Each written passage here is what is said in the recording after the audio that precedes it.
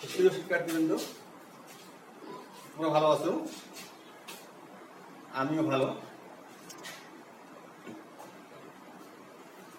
আমরা আজকে প্রথম শ্রেণীর বাংলা দ্বিতীয় পত্র থেকে সমাস সম্বন্ধে আলোচনা করতেছি। এর আগে আমরা দুটি সমাস আলোচনা করছি, তোমরা নিশ্চয়ই মনোযোগ দিয়ে পড়েছো এবং দেখছো। আজকে আমরা যেটা নিয়ে আলোচনা করবো, যে বিষয়টা নিয়ে আলোচনা করবো, সেটা কর্মধারয় সমাস। আমরা পূর্ববর্তী ক্লাসে একটু ধারণা দিয়েছি তোমাদেরকে, তোমরা নিশ্চয়ই সেটা ভালোভাবে একটু পড়েছো।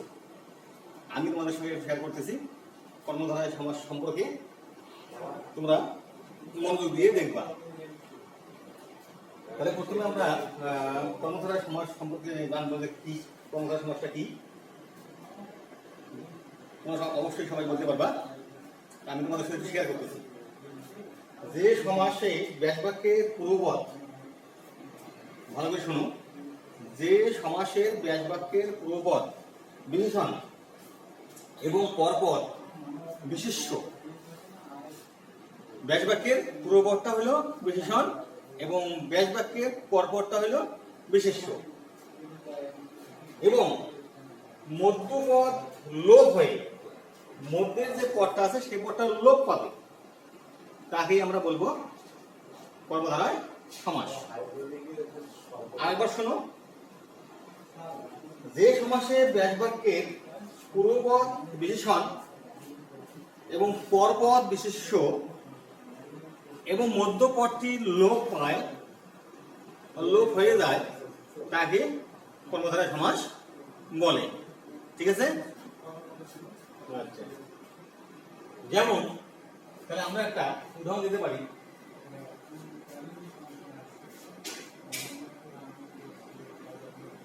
যেমন নীলে আকাশ, নীল আকাশ বিশেষণ পরবিশেষ্য। এখানে যে আমাদের মধ্য পদটা আছে সেই পদটা আমাদের এখানে বিলুপ্ত হলো। তাহলে আমরা কি পেলাম? পূর্বপদে বিশেষণ এবং পরপদে হলো বিশেষ্য এবং মধ্যপদ লোপ হয়ে যায়, তাকে আমরা বলি কর্মধারয় সমাস। মনোযোগ দিয়ে দেখো, দেখো, মনে রাখার চেষ্টা করো। আমরা পেলাম কর্মধারয় সমাস কাকে বলে। কর্মধারয় সমাসের কিছু বৈশিষ্ট্য আছে। কর্মধারয় সমাসের কিছু বৈশিষ্ট্য, যেমন দেখো, 1 নম্বর, কর্মধারয় সমাসের বিশেষণ পদটি সাধারণভাবে ব্যাসবাক্যের আগে বসে। মনোযোগ দিয়ে শোনো, কর্মধারয় সমাসের বিশেষণ পদটি সাধারণভাবে ব্যাসবাক্যের আগে বসে। 1 নম্বর বৈশিষ্ট্য। অনেকগুলো বৈশিষ্ট্য আছে, তার মধ্যে আমরা কয়েকটি বৈশিষ্ট্য এখানে তোমাদের জন্য তুলে ধরতেছি, তোমরা একটু মনোযোগ দিয়ে দেখো। 2 নম্বর বৈশিষ্ট্য, বিশেষ্য পদটির অর্থ প্রধান রূপে প্রকাশ পায়। কি বলছে এখানে? যে বিশেষ্য পদটির অর্থ প্রধান রূপে প্রকাশ পায়। 3 নম্বর, ব্যাসবাক্যের মাঝখানে যে বসে। এটা কিন্তু কর্মধারয় সমাস চেনার একটা বিশেষ উপায়, যে ব্যাসবাক্যের মাঝখানে যে বসে। যে যেখানে আছে আমরা তাহলে বলতে পারবো বা জানতে পারবো যে এটা কর্মধারয় সমাস। এই জন্য বৈশিষ্ট্যটা আমরা জানতে হবে। সমাসের যে প্রত্যেকটা সমাসের বৈশিষ্ট্য আছে, বৈশিষ্ট্যগুলো সম্পর্কে আমাদের কিছুটা ধারণা রাখতে হবে এবং চেনার উপায় এই বৈশিষ্ট্যগুলোর মাঝে আমরা পাবো। এখন বললো কর্মধারয় সমাসে বিশেষণ পদটি সাধারণভাবে ব্যাসবাক্যের আগে বসে।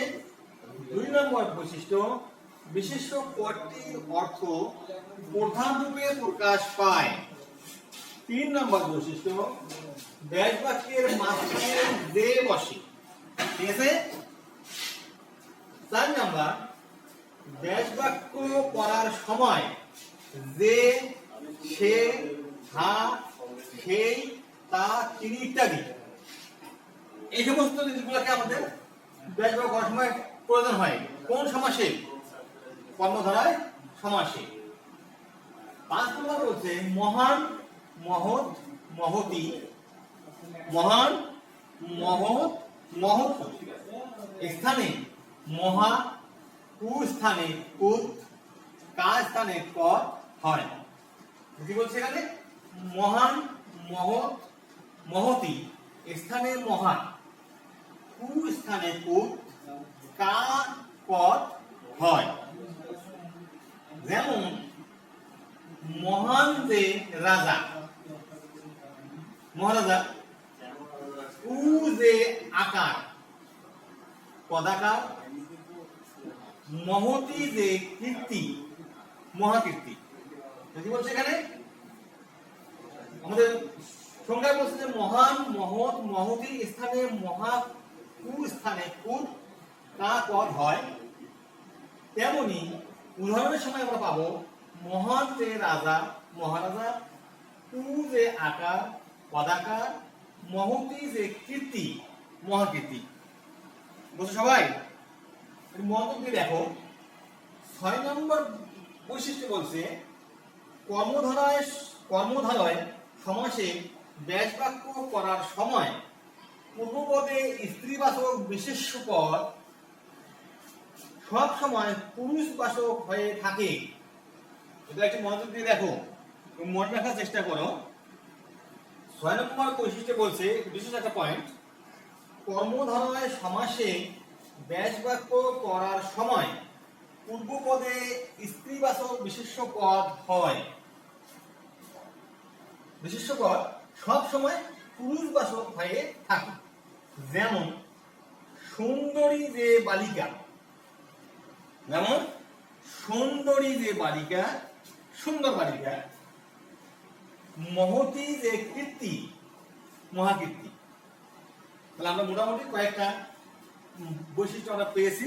কোন সমাসে? এটা কর্মধারয় সমাসে। গুড। কর্মধারয় সমাস আমরা জানলাম। কর্মধারয় সমাস কাকে বলে আমি আবার একটু তোমাদের জানাচ্ছি।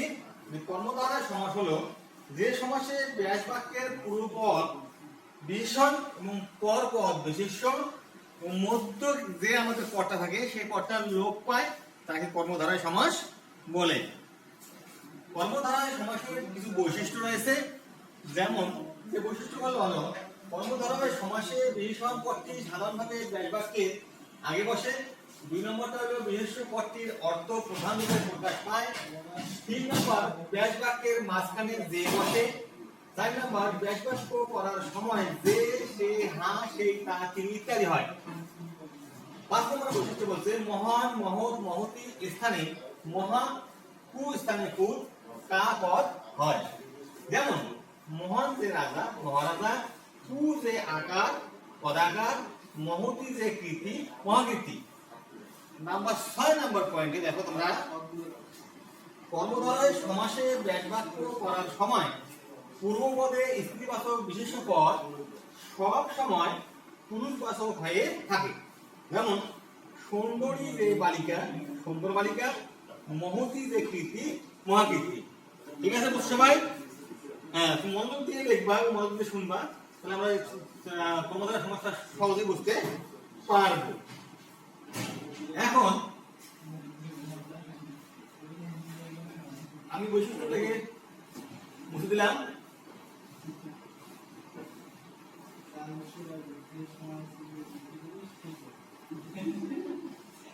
এখন বলছে কর্মধারয় সমাস সাধিত হওয়ার পদ্ধতি। কর্মধারয়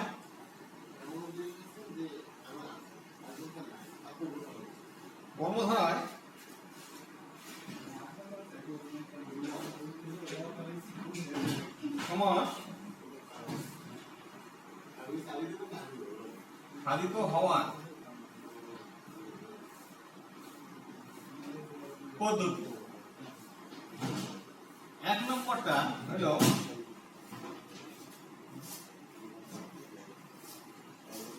দুটি বিশেষণ পদ একটি বিশেষ্যকে বোঝায়। একটি বিশেষ্যকে বোঝায়। 2 নম্বর পয়েন্ট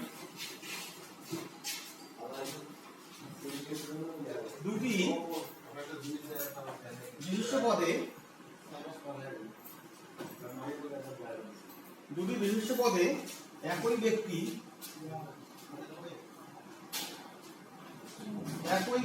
বা বস্তুকে বোঝায়। একই ব্যক্তি বা বস্তুকে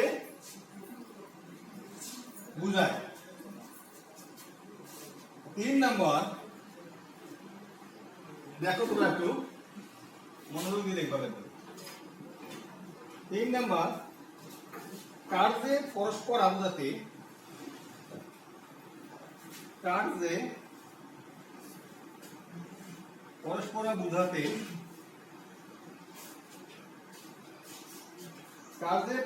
বোঝাতে কৃদন্ত বিশেষণ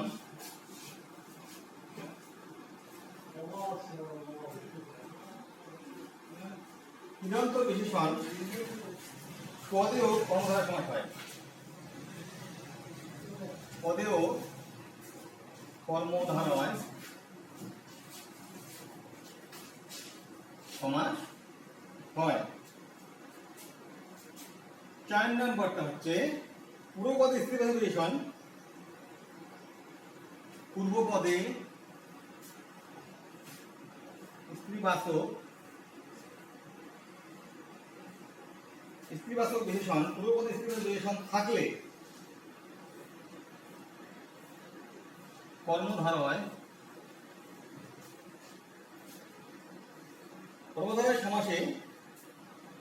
সমাসে সেটি পুরুষবাচক হয়। সেটি পুরুষবাচক হয়। আরেকটা সাহিত্য পদ্ধতি আছে, নম্বর 5, বিশেষণবাচক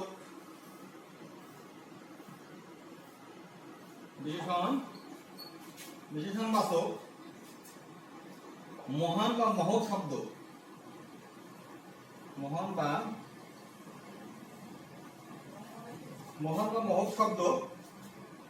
পূর্বপদ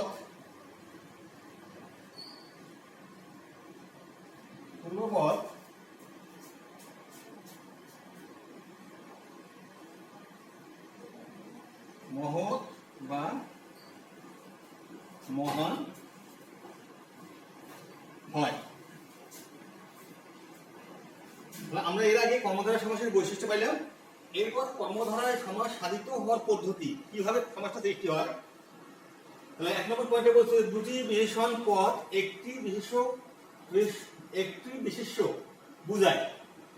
2 নম্বর পয়েন্টে বলছে দুটি বিশেষ্য পদে একই ব্যক্তি বা বস্তুকে বুঝায়।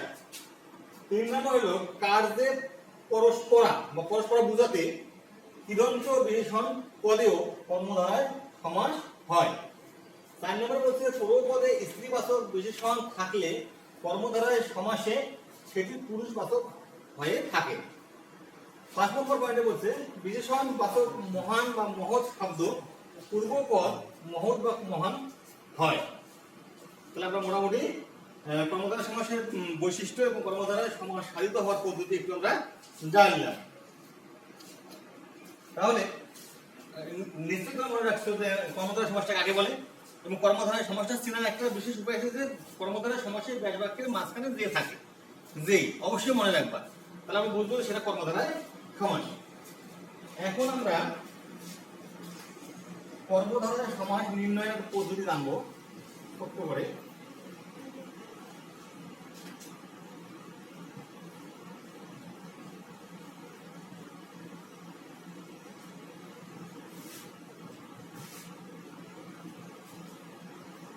কর্মধারয় সমাস নির্ণয়ের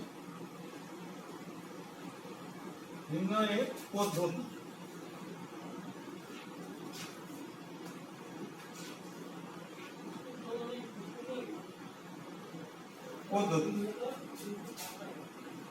তাহলে 1 নম্বরে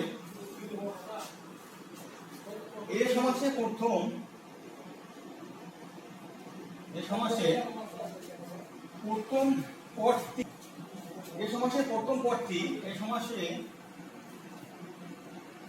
পদটি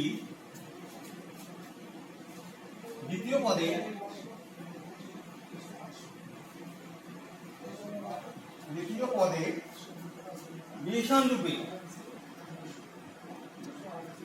রূপে প্রকাশ পায়। 2 নম্বর, এই সমাসের সমস্ত পদে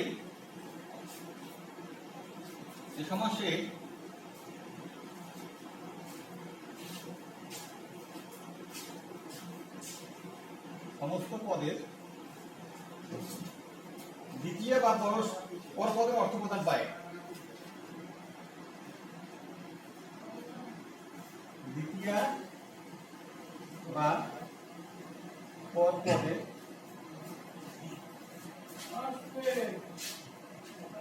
অর্থ প্রাধান্য পায়। 3 নম্বর, এই সমাসে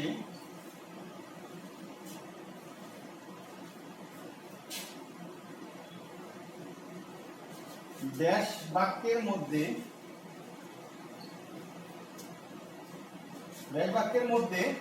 যে ন্যায়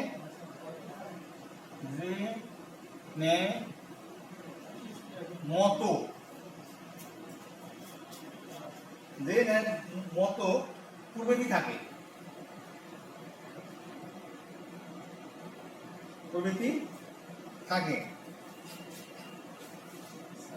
তাহলে আমরা কর্মধারায় সমাসের বৈশিষ্ট্য, কর্মধারায় সমাসের সাধিত হওয়ার পদ্ধতি এবং কর্মধারায় সমাসের সমাস নির্ণয়ের পদ্ধতি সম্পর্কে আমরা ধারণা পেলাম। তোমরা অবশ্যই মনোযোগ দিয়ে পড়বা এবং দেখবা, এবং পরবর্তী ক্লাসে আমরা কর্মধারায় সমাসের শ্রেণীবিভাগ নিয়ে আলোচনা করব। ততক্ষণে তোমরা বাড়িতে অবশ্যই আমাদের সমাস শিখতেছি, দ্বন্দ্ব সমাস, দ্বিগু সমাস, আমরা এরপরে কর্মধারায় সমাসে এসেছি আলোচনা করতেছি। অবশ্যই এটা বাড়িতে ভালোভাবে দেখবা এবং মনোযোগ দিয়ে পড়বা এবং মনে রাখার চেষ্টা করবা। তাহলে আমরা আগামী ক্লাসে কি করব, কর্মধারায় সমাসের শ্রেণীবিভাগ কি, এই শ্রেণীবিভাগ নিয়ে আলোচনা করব। তোমরা অবশ্যই বাড়িতে ভালো করে পড়ে দেখবা। তাহলে আজকে আর নয়, আগের ক্লাসে আমরা আলোচনা করবো সমাসের শ্রেণীবিভাগ। সবাইকে ধন্যবাদ জানিয়ে আজকে আমার ক্লাস এই পর্যন্ত শেষ করছি। ধন্যবাদ সবাইকে।